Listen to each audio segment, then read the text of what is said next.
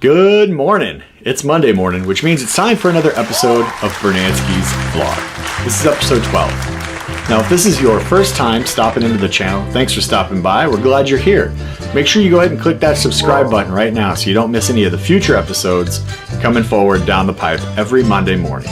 If you're returning, thanks so much for coming back and joining us for another week here where we talk movie news, movie reviews, and a little bit more. I want to make sure that everybody knows that if at any time during this show you have any thoughts about any of the topics we cover, go ahead and sound off in the comments section below and leave your thoughts and start the conversation there about what you think about the topics we're discussing this week. Also, if you're in the Arizona or Texas area, you're going to want to stick around for the Certified Rad segment at the very end of the show because it deals with something in your area. So check that out. And for everybody else, if you ever plan on traveling through Arizona or Texas, you're going to want to stay till the end for Certified Rad as well, because you'll actually be able to do some good during your travels. And who doesn't like that? People helping people. All right, let's go ahead and get this episode started. Again, this is episode 12 on Brunansky's vlog. Make sure you click that subscribe button and we'll get into the movie news right now.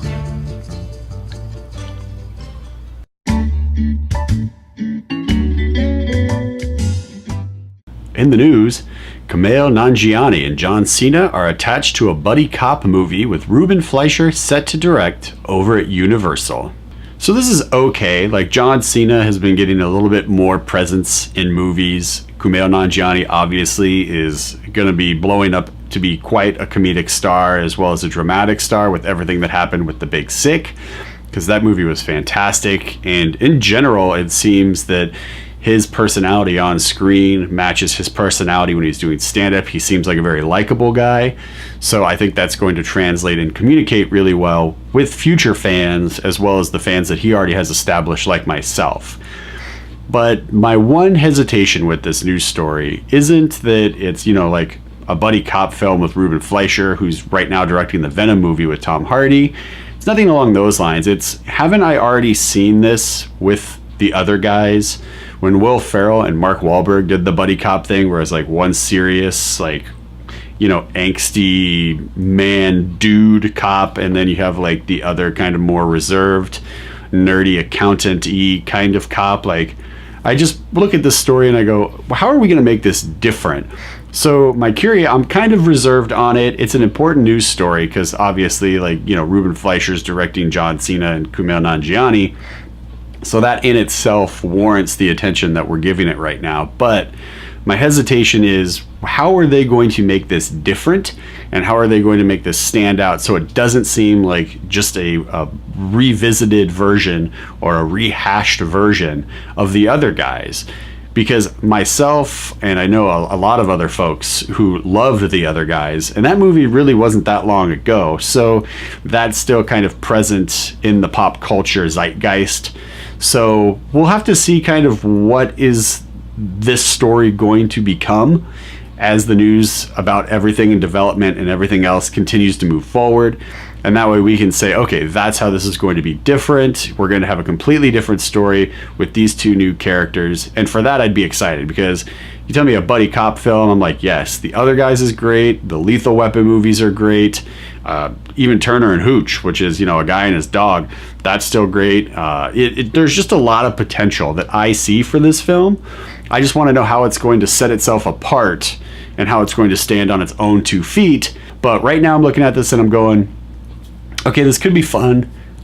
Just let's figure out how we're going to make this different from everything that we've already had. And that way it seems like a fresh idea with these 2 new up-and-coming faces. And then we can get even more excited about it as movie fans, especially if you're a movie fan who likes buddy cop stuff. Lord and Miller are set to direct the movie Artemis for 20th Century Fox, which is based on the book Artemis by Andy Weir, which should hit bookstores this November. Now, according to Variety, Artemis follows a woman named Jazz, a directionless 20-something constrained by her small town, Artemis, the only city on the moon. With debts to pay and a salary that can barely cover the rent, she can't say no when a life-changing opportunity drops in her lap. But she then finds herself in the middle of a conspiracy for control of Artemis itself. If you aren't familiar with Andy Weir, he was also the guy who wrote The Martian, and they made that with Matt Damon. So there's a lot of potential here to actually have good character or good characters as well as a good story that's rounded as both dramatic and comedic. Because if you saw The Martian, you saw the difference between the stressful moments and the intense moments versus the more comedic moments. So there's plenty of opportunity for this film to shape into something nice. It's with Lord and Miller coming in to direct, I have a feeling it's going to lean more towards the comedic side of things. Because if we remember, that was one of the reasons why they had to part ways with Lucasfilm, was because they were trying to make the Han Solo movie too comedic, and they were removed from that project, and then Ron Howard was brought in to finish everything up. So I have reason to believe, based on their track record, that this is going to be a more comedic possible film. It's going to have some action and everything else as far as that goes. Now, the curious thing to me is it takes place on the moon, which lends itself to a lot of possibilities, because if they follow any type of science on it, obviously with gravity being less, you could have people like jumping forever through space and like lots of crazy action in space, which seems pretty cool. And since they were just working on Han Solo, which also takes place in space, it leads me to believe that we're going to have some really cool kind of science fiction elements mixed with comedy, mixed with action. Again, with Lord and Miller having just come off of a science fiction smuggler film like Han Solo, I'm curious to see what they can do with this brand new property. And I think it'll actually be a little bit better for them, because they won't have the tight constraints that one would imagine you'd have with a Lucasfilm picture, because Han Solo obviously is a beloved character. So you're not going to be able to just kind of run free and run rampant, right, with ideas and creative freedoms. You're going to have to kind of fit a certain box and then have some wiggle room within that box. But with something like this, maybe they'll get the creative freedom that they wanted with the Han Solo film that they couldn't get, because again, it's a Star Wars movie, and you got to kind of play by the rules when it comes to Star Wars, because that's such a big franchise. And I'm a fan, and I know the fandom for Star Wars is very like, we love our Star Wars, right? So you don't get a lot of wiggle room. You got to kind of be creative within the box. And maybe this is going to be better for Lord and Miller, because they'll have, what I'm imagining is more freedom, because it's an original property that's going to be legitimately brand new. Like, this is brand new. Like, you open the box and you can smell brand new. Like, new cars smell brand new. I mean, the book comes out, we're talking about it in October. The book comes out in November. And then, next year sometime, the movie's going to come out. So this is all a lot of creative freedom potentially for Lord and Miller. And maybe that will work in their favor. And maybe the whole news coverage of everything that happened with Han Solo will subside, and then we'll just look at what Lord and Miller did with Artemis and be like, oh, this was a perfect transition from that Han Solo movie to this movie. Like, we're super glad that didn't work out, because now we got this. So fingers crossed that that's our reaction. Hopefully we're just like, oh man, actually, what a blessing in disguise, right? What a blessing in disguise that they didn't finish Han Solo, because now they can work on Artemis. And what a great film that was. Maybe, hopefully, that will be what we say when we walk out of the theater. I've got my fingers crossed. I still have faith in Lord and Miller to direct and to deliver on quality movies. So, again, fingers crossed. Let's all hope for the best. And if you're going to read Artemis, then we'll cover that a little bit more probably next month after the book is out. So you can leave your comments below and share what you thought about the book if you get around to reading it. Martin Scorsese and Leonardo DiCaprio are working on a President Roosevelt biopic entitled Roosevelt, according to Deadline. This will be their 7th film collaboration in total, but 6th major release collaboration. So this is interesting, because I had to actually do some research on this, because I was like, Scorsese and DiCaprio have worked on a lot of films together, and it's starting to feel like the majority of their films they're partnering in as director and actor. And so I, pulled up the Google machine, did a quick search, and there was a film that they did that I didn't even hear about, and it was called The Audition. And it was like a short film that was made for overseas audiences. And I had no idea. So I was like, oh, that's interesting. So now I'm gonna have to try and find that on the internet so I can watch that. But I was like, okay, so everything they've done up to this point has been pretty good. I mean, Gangs of New York, The Aviator, The Departed, Shutter Island, The Wolf of Wall Street. Like, these are all great films. I don't really know if I have a particular one of the six that stands above the rest, because each one gives such a different performance from DiCaprio. So it's not like these guys are getting together and constantly rehashing the same type of stories over and over. Even though the majority of their films do seem to be based on true stories, there's still that difference, right? So they kind of maybe were the inspiration for a lot of what Marvel was doing, because Marvel, like, if you like the term comic book movies, they give us comic book movies, but each one is different. You have a heist movie, you have a political thriller, you've got a monster film. Like, each one is different, but they all still fall under that same category. And, you know, maybe they got their idea from Scorsese and DiCaprio on this, because they keep giving us these films based on real life events, but each one is very different. And this Roosevelt movie sounds kind of right there along the same lines.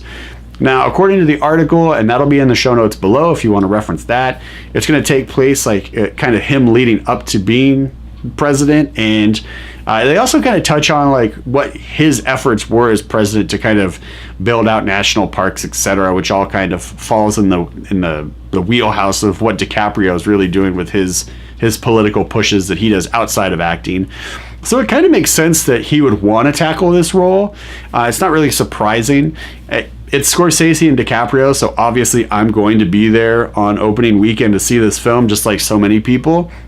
But I'm curious to see kind of how everything looks, like what the cinematography is going to be in that first trailer when it drops, just to see if it's going to look like a period piece, or if they're just going to shoot it looking modern but with costume designs that just knock it out of the park, right?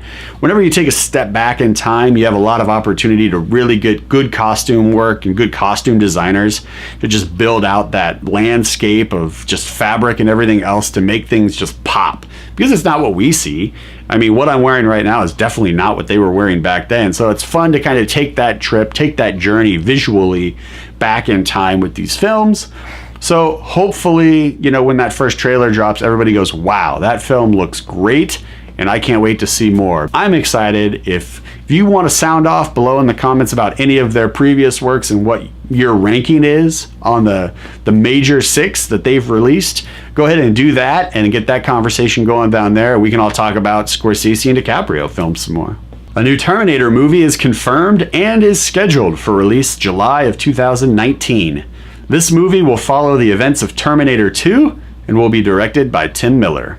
James Cameron is coming back to produce this, which really isn't surprising, which also kind of makes me wonder if his offhanded comments about Wonder Woman were just kind of a free ad buildup to the announcement for this film, because he came out and he was talking about, you know, Sarah Connor and why her character is, you know, what it is, and versus Wonder Woman. And you can go back and you can read those articles online. You don't really have to Google very far.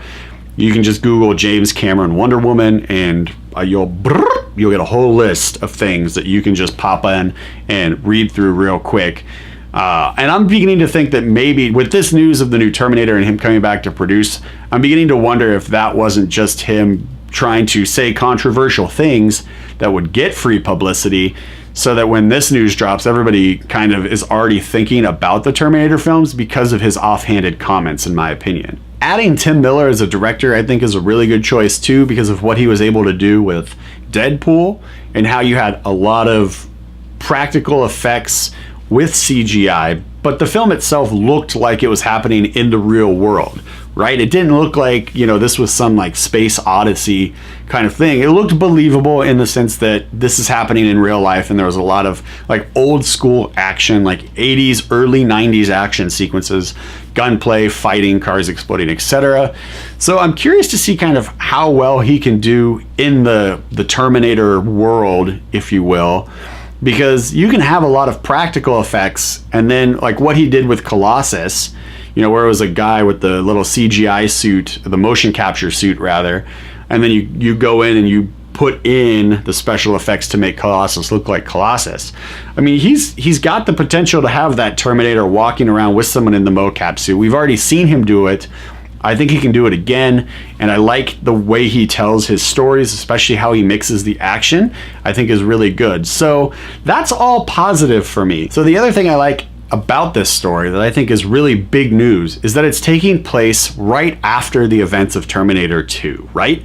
So we can just skip all those other Terminator movies. We don't need to worry about them anymore. Exit stage left. Get the big hook, flop it out onto that stage, and grab those movies and yank them off because we don't have to deal with them anymore. And I think that's great. Now, if memory serves, they even had a show. I don't know how many episodes it was or if it was just like a pilot, but I believe it was called the Sarah Connor Chronicles. If my memory is still kind of there, you'll have to go ahead and fact check me on that and then throw that in the comments below if I'm correct about the Sarah Connor Chronicles or not. I can't remember. But I think it was a TV, maybe only one season. I don't know. I didn't watch it, but I remember hearing something about this show. So just fact check me, throw it down below. We're just going to go Terminator, Terminator 2, and now this film. And I think that's a brilliant decision on the part of everyone involved with this new picture because it allows just the stories to evolve, and now we can see, decades later, where we are in the Terminator world. Where is Sarah? Where's John? Like, what's going on? Are we going to pick up, with John now as an adult? How far into the future after Terminator 2, like, are we taking place with this new story? Like, there's just a lot of possibilities that I'm excited about. Because I think the Terminator 2 movie was absolutely brilliant. Terminator 1 doesn't really hold up. I have it on Blu-ray. I watched it fairly recently, maybe a month or two ago. And I was like, whew, this is just like the original Blade Runner. You go back and you watch it, you're like, yeah, this is definitely the 80s. Like, you can just, it's got so much, it's oversaturated with 80s goodness. Like, it stands alone as a period piece. But Terminator 2, I think, just still stands up as just a good sci-fi action flick. And hopefully when we get that first trailer, we're just like, yes! We get that same kind of excitement that we got, when Star Wars was coming back and you got that first trailer, you're like, yes, this is Star Wars again. Hopefully we get that excitement for Terminator, so when that new trailer drops, everyone's just like, yes, Terminator is back. And we can all just get excited as fans about this franchise. So fingers crossed. We're doing a lot of finger crossing today. And let's just hope that Tim Miller can deliver on the new Terminator film as well as he delivered on Deadpool. J.J. Abrams is working with Academy Award nominee Eric Heisserer on a live-action version of the Japanese animated film Your Name. The story follows two teenagers, a boy and a girl, who discover they can swap bodies and must stop an impending disaster. Your Name was the #1 movie for 12 weeks in Japan and grossed approximately $303 million. I have no idea what this story is about. I've never heard of this story. I've never seen a trailer for this story. I didn't even know this was like a thing. The fact that you can swap bodies with somebody, like that sounds cool. Like, if it was a really big story in Japan and it did really well in China too, like, cool. Like, I'm curious to see what J.J. Abrams can bring and how he's going to try and adjust and alter it for a live action versus animated. The story sounds good. It sounds interesting. If you can somehow swap bodies with somebody else to stop the world from being destroyed or from whatever the disaster is, I don't know. I haven't seen it. But that is interesting to me, and it's J.J. Abrams, so again, I'm interested there. And if he's going to be taking on another science fiction film, great, because I think he's an incredible director when it comes to science fiction, and I like the style that he does when he tells his stories. Now, he's going to step into a new world that no one that I know is familiar with. If you're familiar with this story in the Japanese animated film, then throw your comments below and kind of let us know what you thought. I may try and find it on Google or on YouTube or something to see if there's a copy out there that we can watch online, because I have no reference point for this. But it sounds cool. Again, it's J.J. Abrams, so I mean, what's not to like about that? It's a fresh concept as far as American audiences will be concerned. Now, I'm sure there's people here in the States who have seen it.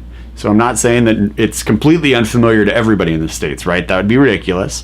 But I think the majority of us even us movie fans, have no idea what this story is. Let's kind of just wait to see what develops from this and then go from there. Let's get that trailer. Let's get a better synopsis, right? Than just these two teenagers swap bodies and then they save the world. Can you give me more than that? I'm curious to see kind of what happens with this, what develops from the story, what the movie's actually going to be about. Like I said, I'm also going to try and see if I can find a copy online that I can just watch, because I'm sure I won't be able to go to a used bookstore here in town, anything local, and pick up a copy on Blu-ray or DVD. So I think I am going to be stuck with trying to find something on the internet on YouTube, and then hopefully it's there. I'm not looking for bootlegs or anything like that, because that just ruins the art itself. So if you're one of those people that likes the bootleg stuff, but you're also a movie fan, stop it, because you're destroying the art that you love by bootlegging these things, because you're taking the money out of the business, and the money needs to be in the business so the business can keep creating things for us as fans. So if you're a movie fan, I'd encourage you to stop bootlegging and actually just go buy Movie Pass for $10 a month, and then you can see all those movies for $10 a month, and you don't need to worry about it, and you're still contributing to the art that you supposedly support. Yeah, let's move on. Honorable mentions this week include It is now the highest grossing horror movie of all time. Rian Johnson, director of Star Wars The Last Jedi, wraps production by sending a tweet announcement. A new movie poster for Pacific Rim 2 dropped online. Lionsgate released a trailer for Gotti starring John Travolta playing crime boss John Gotti. Disney is working on a new live musical entitled Cyrano the Moor. Joe Henderson from TV's Lucifer has been hired to write the script for a remake of Flight of the Navigator. All right, so that pretty much wraps it up for the news this week. We're going to go ahead and segue now into the movie review segment. But before we do that, I do want to encourage everybody who's watching that if you have any thoughts about any of the stories that we covered this week on the show, go ahead and throw your comments below. Sound off in the comments section. That's what it's there for. And we can keep the conversation about movie news going all week long until next week's episode. And then if you had any news that popped off that you were particularly fond of that we didn't cover, go ahead and throw that below there too, and just be like, hey, did you guys see this? Because we thought this was pretty exciting, or we can't believe they're doing this. You shock and awe. You know, whatever the case may be, that's what the comment section is there for, is for you, the movie community fans like myself, to sound off and voice your opinion so we can keep the conversation going all week long. All right, let's go ahead and move now into movie reviews, and so we'll cut to that right now.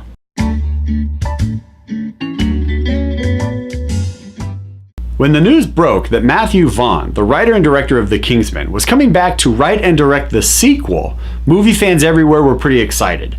The first film had such a fun, entertaining delivery on the spy action film kind of style, and the characters, both hero and villain, were very unique in how they were portrayed on screen. So, does Kingsman: The Golden Circle live up to the magic of the first film, or are we going to need to give this film its burn notice? Let's dive in and take a look in this review. So the important characters in this film were actually limited to about 3 people: Taron Egerton, Mark Strong, and Julianne Moore. Now there were plenty of other characters in this film that played side supporting roles that did their job well, and I feel like the majority of those characters had a pretty even split as far as screen time is concerned. They were around long enough to kind of help move the story along, they were around long enough to kind of drive the plot, but overall, the primary story revolves around those 3 main characters: Eggsy, Merlin, and Poppy. So the film itself just kind of moves along. It doesn't really do much as far as building out this new franchise that Matthew Vaughn has created, and I'm kind of okay with that, because Bond has been giving us Bond for over 50 years. There's not really a lot of changes to Bond. Now we get different actors who come in and play Bond, and they give us just a little bit more every time, but there's nothing dynamic as far as character development goes in those stories. Bond is Bond all the time. He drinks martinis, he kills bad guys, and he has sex with some of the most gorgeous women on the planet. That's Bond. That's every Bond movie, and everyone is pretty much okay with that. So this franchise, The Kingsman, doesn't really do much to move the character of Eggsy along, and I'm kind of okay with that as well, because it's a spy action film, and I'm not really looking for Oscar contending material for character development. I just want a fun, entertaining spy action movie, and I continue to get that with these films. So one of my issues with this film was in the writing of the story, because it felt lazy to me in the sense that it felt like it was rehashing plot points from the first film. In the first film, Harry dies, Merlin survives. In this film, Merlin dies and Harry survives. And we just kind of move things forward that way. And it wasn't really like a giant kind of, oh, what a bummer. But I did sit back and I go, that feels kind of lazy. And I didn't really care for that as far as the overall story is concerned. Jeff Bridges and Channing Tatum also were advertised to be in this film, and while that advertisement was true, they are in the film. They aren't really in the film for very long, and they don't do much to the actual story.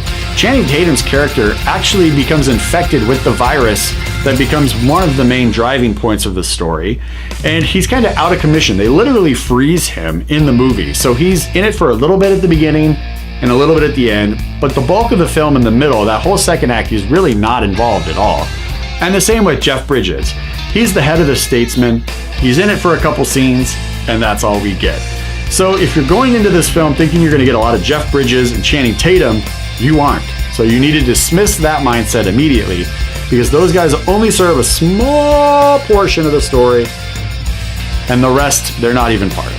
Julianne Moore is a phenomenal actress, and I really didn't feel like I got a lot from her in this film either. Now she plays the villain Poppy, who has a curious business strategy. She's a drug dealer that lives in isolation, and she's trying to legitimize her business and her drug trade.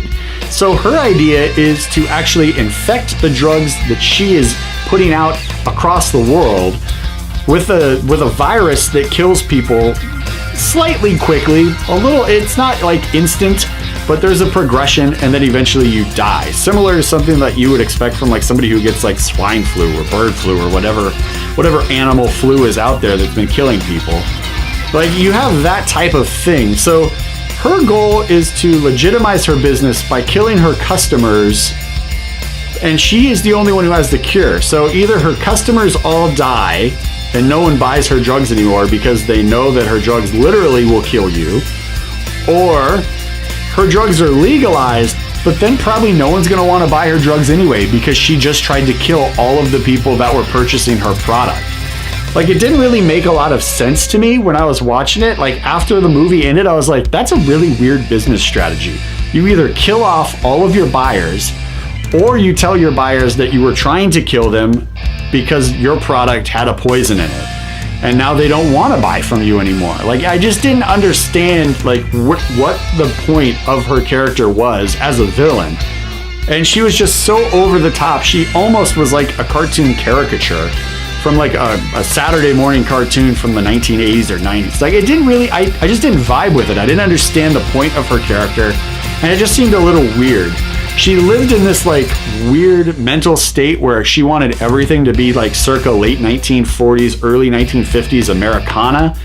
And she has like a restaurant called Poppy's, and she brings in like two guys to talk about the drug business, and then she throws one of them in a meat grinder, grinds him up, turns him into a burger patty, and then makes the other guy eat it after he just watched the dude get ground up. Kind of weird. That also kind of bothered me. Not because it's a guy getting ground up into meat and then like made into a hamburger and like fed to a guy. I mean, that's weird, but that wasn't my big issue with it. My big issue was it felt like a blatant ripoff of Sweeney Todd and the meat pies. And I just sat there again going, this feels like lazy storytelling. So Kingsman: The Golden Circle is in theaters right now. I'm really not going to give this movie any high fives, and I'm kind of upset that I can't, because I really enjoyed the first one, and I was very excited for this follow-up. The storytelling is pretty bland. The action scene at the end is definitely not as good as the first one. I mean, people still talk about the church scene at the end of the first Kingsman and how just fantastically over the top that was. This is not that. This is just kind of boring. The villain, like I said, doesn't make sense. The writing feels a little lazy, and it feels like blatant ripoffs from Sweeney Todd and from their first movie. So I'm just kind of bummed when I walked out of the theater. I was kind of bummed. I was kind of disappointed. It's an okay film. If you decide to Redbox it, or if you decide to Netflix it, you might enjoy more than having to spend like full price at the movies for it. It's not doing gangbusters at the theaters, and I think it's because of all of the complaints that I had about it that you just heard. So Kingsman: The Golden Circle is in theaters right now. I don't really recommend you guys get out and see it. I felt it was kind of boring, and the villain really didn't do anything for me. So it is what it is. Check it out on Redbox or Netflix. But otherwise, The Kingsman: Golden Circle is definitely getting its burn notice from this guy.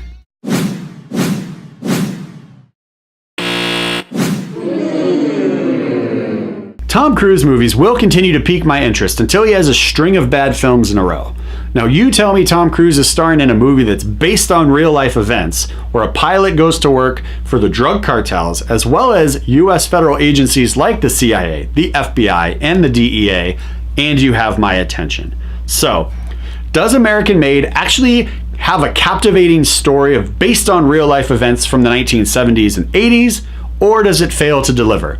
Let's go ahead and take a look in this review.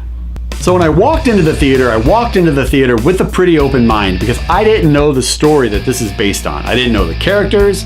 I didn't know like how everything is going to work together and the plot points are all going to connect to tell an engaging story. All I knew is Domhnall Gleeson is in it, Tom Cruise is in it, and Doug Liman directed it. Outside of that, I walked in with a very open mind, and when I walked out of the theater fairly bored. I walked out of the theater going, wow, American Made was just made. Like, it didn't really move me. The moments that were supposed to be stressful, I didn't really feel stress in. The moments that were supposed to be humorous, some of them I laughed at, some of them I just don't feel that the jokes landed. It's just kind of like, that was supposed to be a joke, but it wasn't. And then most of the characters in this are forgettable. You're not gonna walk out of the theater, at least I didn't walk out of the theater, feeling like, wow, what an incredible performance by... That's the movie. The whole movie just kind of goes at this pace. It just doesn't, there's no ups, there's no downs, it's just kind of here. Tom Cruise continues to deliver on a great performance. It's better than The Mummy, but it's still just kind of a boring film that's there. The Mummy was a terrible film. This movie isn't terrible, it's just flat. However, Tom Cruise delivers as only Tom Cruise can. His performance is actually captivating. You can see the stress on his face, but the mood of the film itself doesn't match the level of performance that he's giving. So you're just kind of stuck in this weird thing where you're like, okay, Tom Cruise is good, but the rest of the movie, again, flat. There's characters in it that don't really do anything to drive the plot at all. Tom Cruise is married in this film. His wife's brother comes to live with them for a while, and he has like all of this money just hidden all over the place because, you know, he's running drugs and guns and everything for both sides, and he's super rich, and his brother-in-law like is just stealing the money, but then his brother-in-law eventually dies. Like, the cartels kill him as a favor to Tom Cruise, even though Tom Cruise didn't ask him to. Like, it's just a weird overall, just like, why is he even in the film? He did nothing to the plot. His death didn't really do anything for Tom Cruise's character by the end of the film, as we see. There's a visual style that the film is shot in to make it look vintage, but there's also like these pre-recorded tapes of Tom Cruise talking to us to give us more of the story, to give us more of the plot, to kind of fill in the holes, to give the backstory, if you will. And that also is even more vintage looking. So I didn't quite understand why there was like two different types of vintage look to the film. I get that that's an artistic choice and that's an artistic style that Liman went with, and okay. I just didn't understand why we had two different vintage looks going on at all throughout the film. It kind of was a little confusing and, in my opinion, a little over the top. So the last run that Tom Cruise has to do is a reconnaissance mission where he's actually dropping the drugs off and taking photos with the drug dealers as the exchange is taking place south of the border. So eventually those photos get released by the federal government, which tells the drug cartels that Tom Cruise is actually betraying them and he's been playing them, and they put a hit out on Tom Cruise. At the end of the film, we actually see that hit be completed. Tom Cruise gets shot in the head. That's the end of his character. That's also the end of the film. Now, while that's not very confusing and it's not very exciting storytelling in regards to how the film was shot, the idea of that could have been very compelling and very, stressful and just heart racing, but it wasn't. It was very flat again. But the weird thing is, the film ends with a playback video of Tom Cruise talking about how great America is. And then as soon as you hear the gunshot, the playback film stops. And I don't understand why, because everything was already pre-recorded. So the playback film, in my opinion, should have just kept going until the end of the segment that he recorded, because he wasn't recording that segment when he got shot. He was recording it before he was shot. So it didn't make any sense. The ending didn't make sense either, because I was like, wait, why would it just end like that? He's not recording it and then he gets shot while he's recording it. He's already recorded it. Now he's left the house. We're watching the playback. The playback should be unaffected. It was very odd. I just didn't like the end. I just didn't like the end and I didn't understand it. But overall, the film is just kind of there, and that's kind of from start to finish, it's just flat. So American Made is in theaters right now. I'm definitely not going to give this movie any high fives, which is a bummer, because this is the second movie in a row that I've seen with Tom Cruise in where I'm like, no high fives for you today. Sorry, man. Still looking forward to Mission Impossible. I feel like that's going to be a great film, and that will kind of bring him back into the mainframe of pop culture so that we're all talking about how great his movies can be when he's really like in a project that works. But American Made just doesn't work. Like I said, I keep saying this in this review, but it is just flat. It's boring. I walked out of the theater like, wow. I'm not even going to recommend you Redbox or Netflix this or any other VOD streaming service. Like, it's just a boring film that I felt like I wasted my time in the theaters. In fact, I kept checking my phone to see how much longer the film was going to go because I was that bored during my time watching this film. So, American Made is in theaters. I recommend skipping this film. Now, if you happen to be laying on your couch on a Sunday afternoon and it pops up on your TV and you're too lazy to change the channel, okay, I get it. But otherwise, I wouldn't go out of my way to find this film.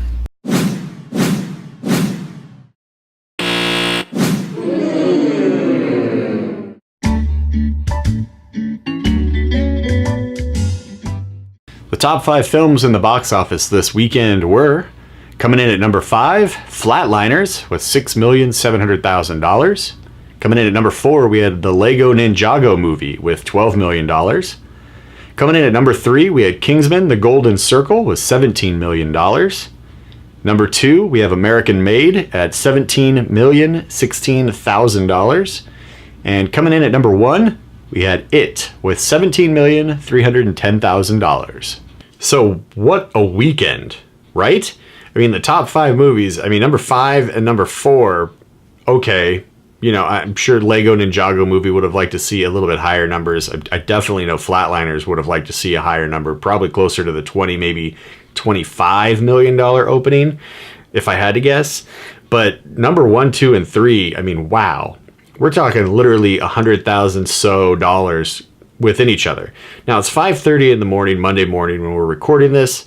So it is possible that by the time this posts, we may get an updated number shift in the rankings. So you could see number 1, 2, and 3 just move up and down slightly. Not saying they will, but it's possible. So just keep your eyes on that if you like to follow box office dollars like we do, which I'm assuming you do because you're watching the show. And we might see, you know, any one of those 3 films just bump up or down. So pretty exciting weekend overall for the top 3 as far as where they fall in the ranking. As far as dollars are concerned, I do believe that both American Made and Kingsman probably would have liked to see more money come in, especially American Made for opening weekend. It's a Tom Cruise film. For it to do that poorly is a little bit of a hit. I'm sure it was a surprise to the studios. Now, you just heard my review, so you know that the movie's kind of flat, so it's not really surprising it did lower numbers, but, you know, I'm sure they still would have liked to see more money come in from that film since it is Tom Cruise and it was opening weekend. All right, let's go ahead and take a look at what's coming out in theaters this weekend. And then if you have any comments that you want to leave about the box office, go ahead and sound off below in the comments section. But coming out this weekend in theaters is The Mountain Between Us, My Little Pony the Movie, and Blade Runner 2049. It's October, which means we need to start mentally preparing ourselves for the Oscar contender films, right? Those dramatic human pieces that really look at the struggle of existence and what people go through in their lives with the hands that they're dealt. And I feel like The Mountain Between Us is kind of that warm up. As you know, it's October, so as we start getting more and more of these films rolling out into theaters, I think this is going to be a nice little appetizer for that. It's Idris Elba. I like Idris Elba as an actor and a performer, so I'm curious to see how well this film does. I do want to see it.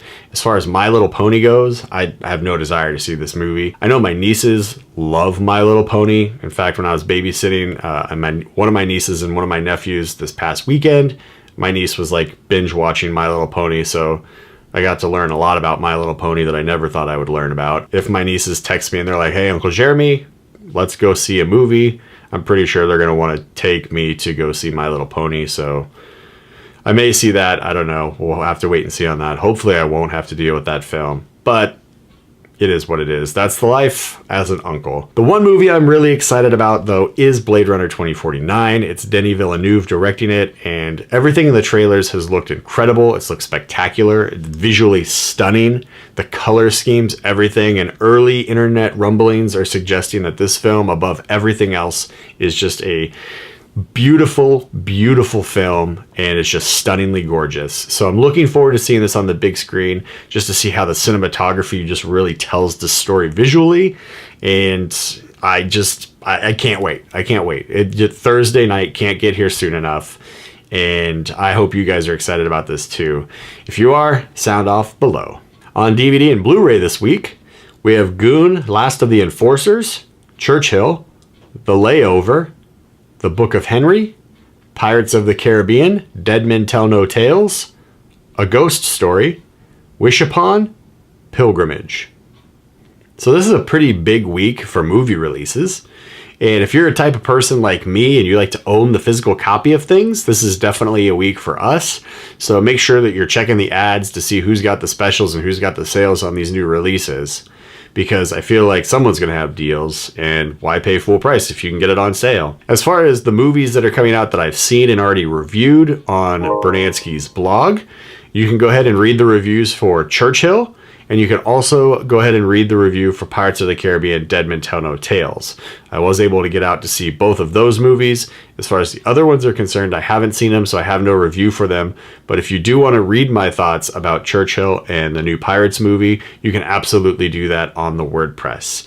Now, if you have seen any of the other films and you would like to leave your commentary, your critique, or your review, go ahead and sound off in the comments below. Before we move on to the last segment of the show, which is Certified Rad, I did want to take a minute just to briefly talk about the events that most of America woke up to this morning, which is the shooter in Las Vegas. Now, if you aren't familiar with what's going on, there was a shooter in Las Vegas that just started picking people off like a sniper, and about 50 dead so far at the time of this recording, many more injured. So this is a big tragedy for us as a country, so I did want to just take a minute just to give everybody an opportunity just to take a moment of silence and to kind of just send as much positive energy and prayer as you can to the surviving victims who have lost loved ones last night in Las Vegas while they were at a country music festival where, you know, it should be just a fun time of people listening to music and just kind of celebrating life. But unfortunately, we live in a world with crazy people, and when crazy people do crazy things, normal people get hurt. And that's a really unfortunate statement to have to make on this show, but it is true and it is the reality of life. So sadly, my heart goes out to all of the surviving victims that lost family members and loved ones in the Las Vegas tragedy last night. And I did want to just go ahead and just offer up just a moment of silence, just so we can send as much positive energy and prayer your way, so that hopefully what you have to deal with is lessened by the love and care and compassion that you will hopefully be receiving from your friends and family that are surrounding you in this terrible, terrible time. So let's go ahead and take just a moment of silence.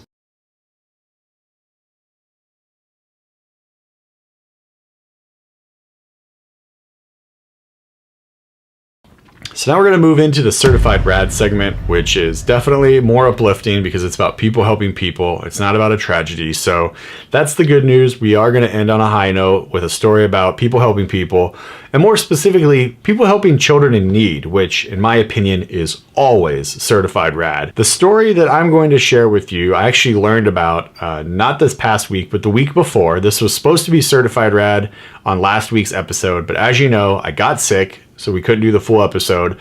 So I had to save this one. I had to put it in the certified rad bank for later use.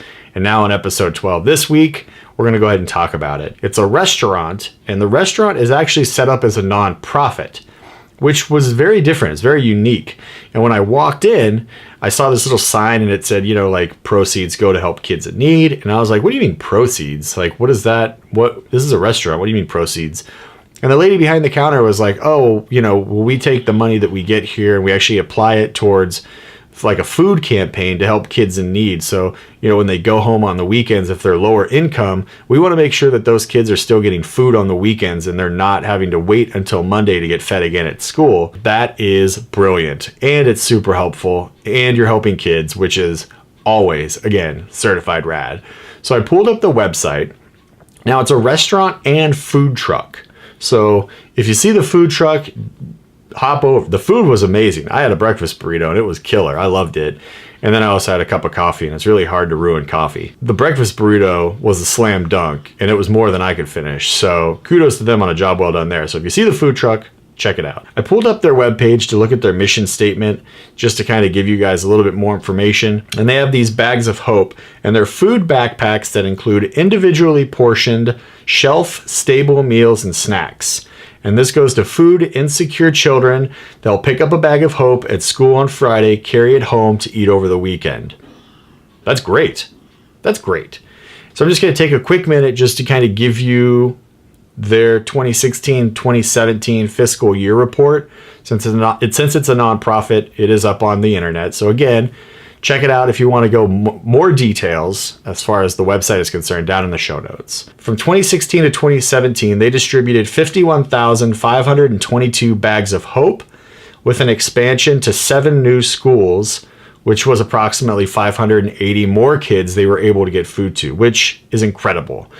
And then they also addressed the food insecurity crisis by providing 3,364 emergency food boxes to family food pantries on school campuses.